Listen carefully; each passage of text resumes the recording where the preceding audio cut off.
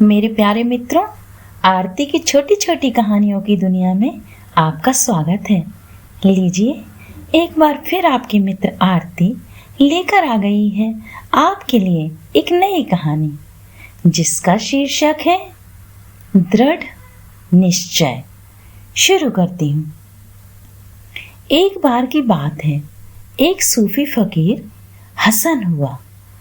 एक बार वह एक गांव में आया। आधी रात हो गई थी। गांव के लिए वह अपरिचित व अजनबी था। कहीं ठहरने की कोई जगह ना थी। एक घर का दरवाजा खटखटाया, शरण मांगी।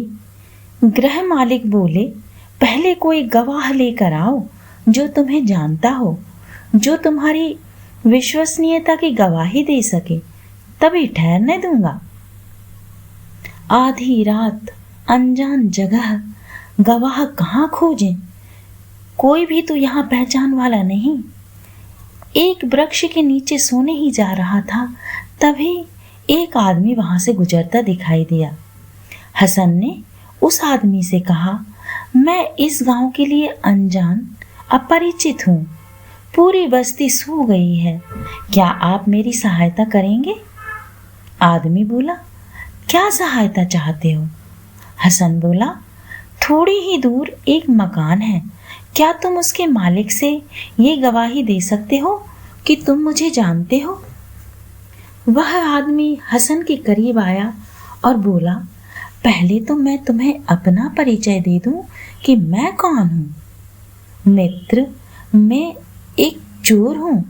क्या एक चोर की गवाही एक साधु फकीर के काम आ सकेगी? मुझे नहीं लगता मेरी गवाही का कोई मूल्य होगा, लेकिन मैं एक निवेदन कर सकता हूँ। मेरी रात तो चोरी करते हुए बीतती है। रात के समय मेरा घर खाली रहता है। तुम चाहो तो वहां विश्राम कर सकते हो। हसन थोड़ा चिंतित हुआ। बोला, तुम एक चोर होकर भी मुझ पर इतना विश्वास कैसे कर सकते हो कि मुझे अपने घर ठहराते हो, जबकि थोड़ी ही दूर पर बने मकान के सज्जन गवाह लाने की शर्त पर ठहराने तैयार है। चोर बोला, बुरे से बुरा जो हो सकता है वह मैं करता हूँ। अब इससे बुरा और क्या हो सकेगा भला? ज्यादा से ज्यादा क्या करोगे? चोरी ही करोगे ना। तुम आराम से मेरे घर में रह सकते हो। लेकिन फिर भी हसन डरा कि चोर के घर रुकना चाहिए या नहीं, या वृक्ष के नीचे ही सो जाना बेहतर होगा। कश्मकश के बाद हसन मन ही मन बोला, मेरा साधु उस चोर से कितना कमजोर है। मेरा साधु डरा हुआ है कि चोर के घर रुकूं या ना रुकें। और धन्य है ये चोर, इसे ना डर लगा कि एक अजनबी को घर में ठहराऊं या नहीं। मैं साधु फकीर होकर भी भयभीत हूं कि कहीं चोर के साथ रहने पर मेरी साधुता नष्ट ना हो जाए। हसन कहता है कि उस दिन मुझे पता चला कि मेरे साधु का जो निश्चय था वह चोर के निश्चय से कितना कमजोर था। खैर, हसन गया, चोर के घर रात रुका। सुबह चोर आया। हसन ने दरवाजा खोला, पूछा, कुछ मिला? चोर ने हंसते हुए कहा, नहीं, आज तो नहीं मिला, फिर कोशिश करेंगे। हसन आश्चर्यचकित था। ना तो चोर उदास था, ना ही परेशान। आकर मजे से सो गया। हसन करीब 1 माह चोर के घर रुका और उसने देखा कि ये सिलसिला 1 माह तक चलता रहा कि चोर खाली हाथ लौटता और यह कहते हुए कि आज तो नहीं मिला, कल फिर कोशिश करेंगे, कहकर मजे से सो जाता। एक समय बाद हसन को आत्मज्ञान हुआ। उस चोर का तो कुछ अता पता नहीं था कहाँ होगा, लेकिन हसन ने परमात्मा के प्रति अहोभाव प्रकट करते हुए पहला धन्यवाद चोर को दिया, क्योंकि उस चोर के पास रहकर ही उसने सीखा कि साधारण सी चोरी करने वाला खाली हाथ लौटता है, फिर भी उदास नहीं है, थकता नहीं है, छोड़ता नहीं चोरी, इसका निश्चय कभी टूटता नहीं।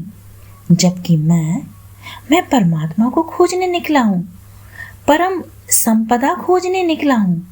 तब भी कितनी बार ख्याल आया कि ना तो कोई परमात्मा दिखाई पड़ता है, ना ही आत्मा का अनुभव होता है।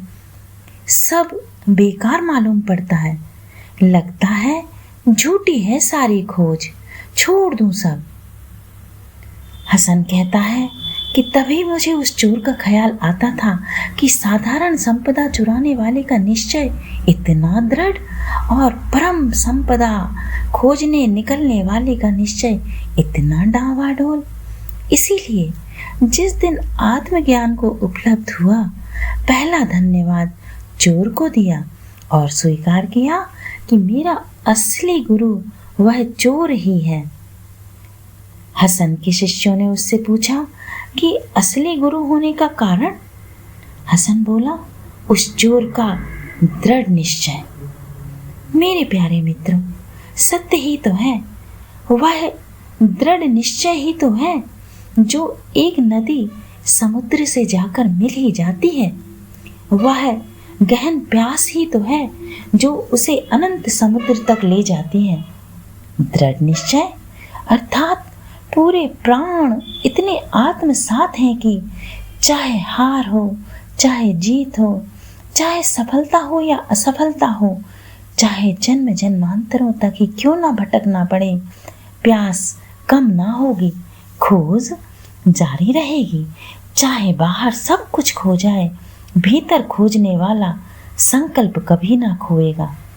चाहे बाहर सब कुछ विपरीत हो जाए, सभी कुछ प्रतिकूल पड़ जाए, कोई साथी हो, कोई ना हो, गहन अंधकार हो, आशा की एक भी किरण ना हो, तब भी खोजने वाला अडिग रहे कि एक दिन प्रकाश अवश्य होगा।